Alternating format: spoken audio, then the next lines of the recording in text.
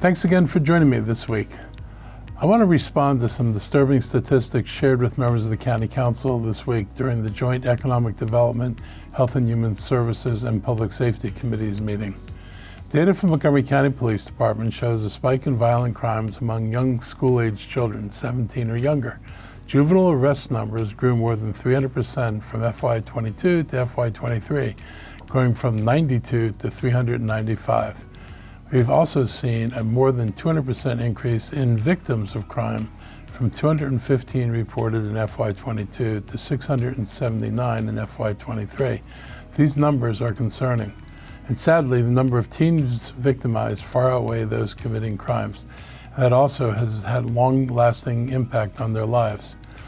We've also seen consistent issues with youth drug overdoses over the last calendar year. Montgomery County Fire and Rescue statistics show an average of 8 overdoses per month among 14 to 18-year-olds, with a high of 16 overdoses in April.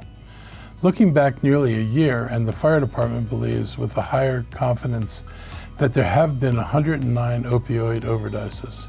To help address these issues, I've asked behavioral health leaders within the county's Department of Health and Human Services to develop an approach that will get at some of the root social issues that feed into youth violence. These are things like substance use and mental health issues that can help contribute to criminal activity. But we cannot ignore the continuing role of generational poverty and its impact on the health of young people. To grow up feeling and believing that the doors to escape poverty are closed because of who you are, and to confront that reality that their storyline today is one that mirrors the past, can be depressing and discouraging. This is going to require efforts outside the normal toolbox, but social conditions today are far from normal.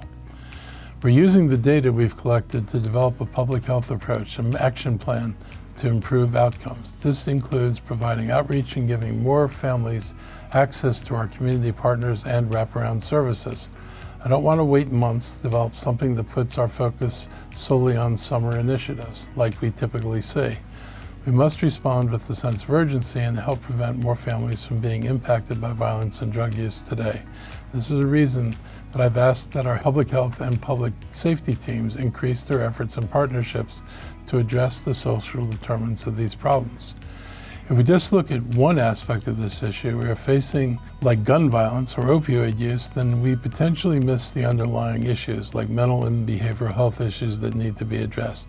By asking all partners to work together and to fit the pieces of the puzzle together to solve this crisis, we have a better chance of helping more people and improving our community. Please remember that if you know or see someone who is in need of immediate help to deal with a mental crisis, the 24-hour crisis center is available through the 240-777-4000 hotline, the National Suicide and Crisis Lifeline 988, and available by calling or through chat. Last week, we officially launched our first responder drone pilot program, and we already have 2 success stories we can share. A 911 call came from a retail store along Georgia Avenue that has experienced more than a dozen recent shoplifting robberies. The drone was able to track a man leaving the store and boarding a bus. And with that information, police were able to stop the bus and make an arrest. That investigation could close several shoplifting cases and help bring relief to the store employees and business owners in Silver Spring. Another call for help came from police detectives along Eastern Avenue and Kennett Street, who witnessed some cars being broken into. They lost sight of the suspects around East-West Highway, but a drone was able to arrive within 30 seconds and use infrared technology to track their body heat. 2 men were arrested and both were caught with loaded weapons. These are 2 examples of the many different ways drones can be used to assist police when patrol officers can't make it to the scene fast enough. I'm glad to see these tools are being used effectively, and I hope word spreads that our drones are at work catching criminals and protecting our community. Right now, this is a pilot program. We have these deployed in Silver Spring and Wheaton, but I expect that with the success of the program, we will be coming back for more funding to expand the program in other places in the county.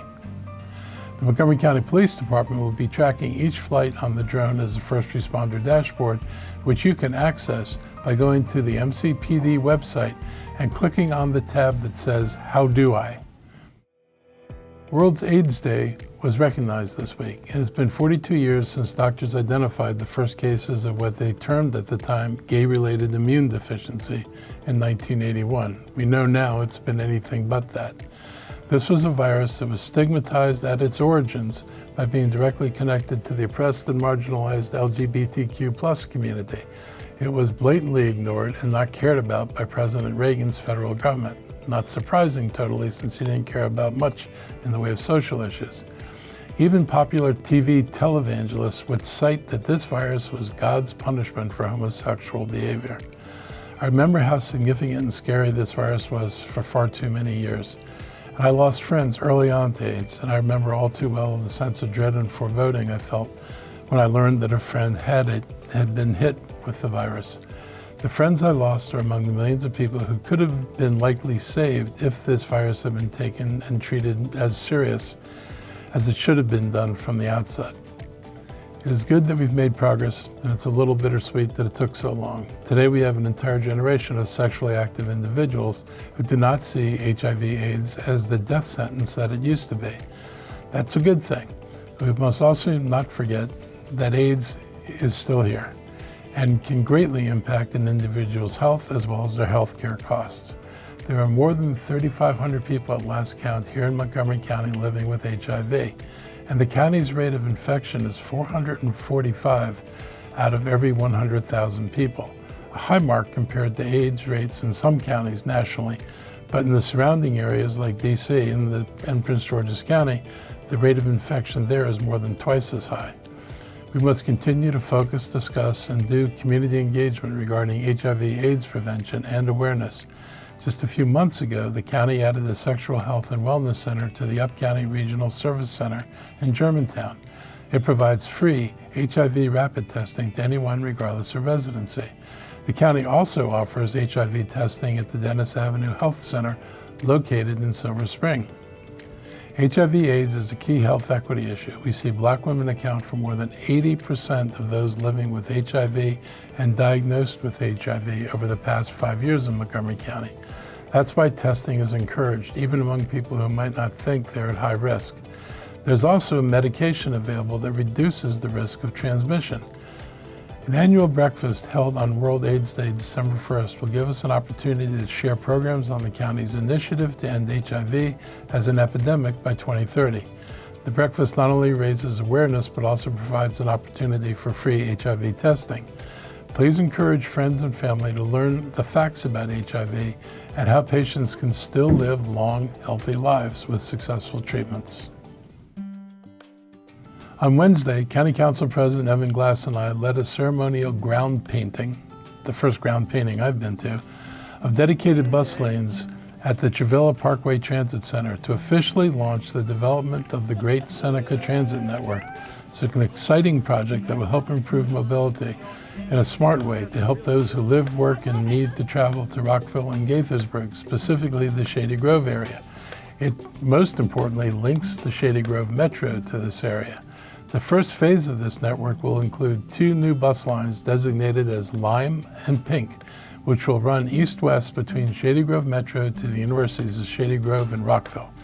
The Pink line will link the busy Shady Grove corridor with the Life Sciences Center via Medical Center Drive, and the Lime line will use I-370 to provide an express route to Rio, Crown Farm, and the heart of the Life Sciences Center at Adventist Healthcare Shady Grove Medical Center. The 2 express bus routes and dedicated bus lanes will connect Metro Rail directly to the Life Science Center and the universities of Shady Grove. They will also cut commute times significantly and allow a more sustainable alternative to the single occupancy car. Traditionally gas-powered vehicles that historically have congested our roads during rush hours.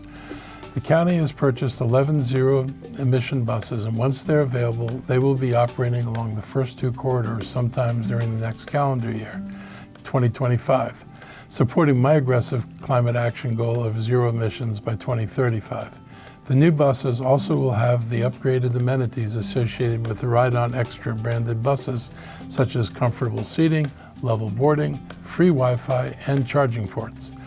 Dedicating traffic lanes for bus use will enable signal priority for bus riders, so bus riders get an early green light and they reach their destination faster. Transportation from the Shady Grove Metro Station to Adventist Medical Center via the Pink Line will take 21 minutes, less than half the current 43-minute commute on the existing route. A little more than half the funding for this $26 million phase of the project is coming from the state. It shows how important state lawmakers believe this investment is, and I want to thank the Montgomery County delegation for their support. Since 2010, the workforce within this transit corridor has nearly doubled, and these new routes will help support the growing public transportation needs.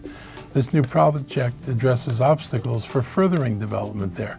It provides transit capacity to replace what was lost when Governor Hogan canceled the Corridor Cities Transitway in 2019, and it allows a development to meet the requirements needed to move forward. I've supported this project for years and expect it to not only help grow our biotech sector and spur economic development, but also help us reach our ambitious climate goals. The Great Seneca Transit Network is a reflection of Montgomery County's commitment to offering our residents more transit options.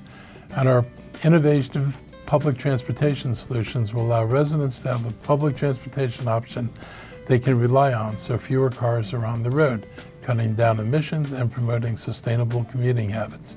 For more information on MC.programs and services, please visit montgomerycountymd.gov/MCDOT, where you can find recaps of the public hearings that help build this project. Rosa Parks Day was commemorated this week. This day is about honoring Rosa Parks and her brave act to stand up to racism.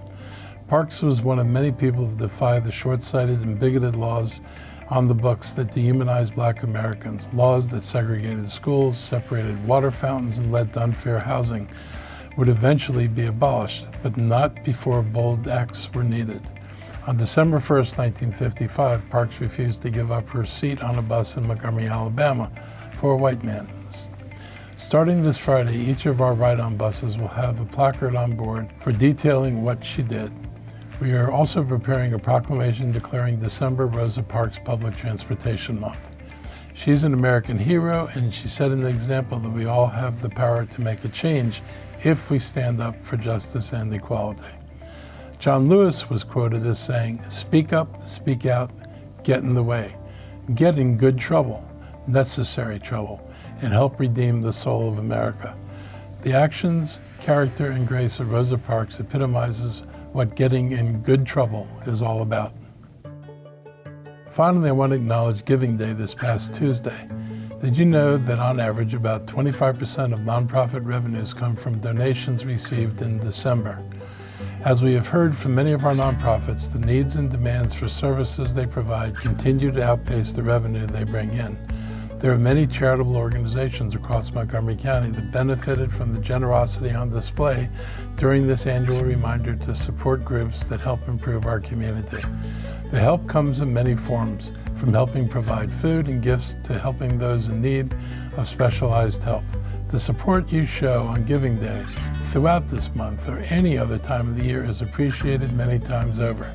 If you'd like to see a listing of all the nonprofit organizations, the issues they work on, and the communities they serve, please visit infomontgomery.org for more information. These organizations will not be able to sustain services without your support. I hope you consider charitable giving this holiday season. Finally, regarding the COVID situation, we remain with a low death rate and a low hospitalization rate. There's a new variant on the rise, but so far indications are that the cases of COVID are not as severe as what resulted from the earlier variants.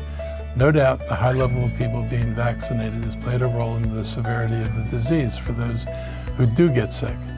We'll continue to keep you posted on the state of things, but we won't be doing the detailed presentations we've done earlier as long as COVID impacts remain at manageable levels. That's our wrap up for today, and I hope you have a great week.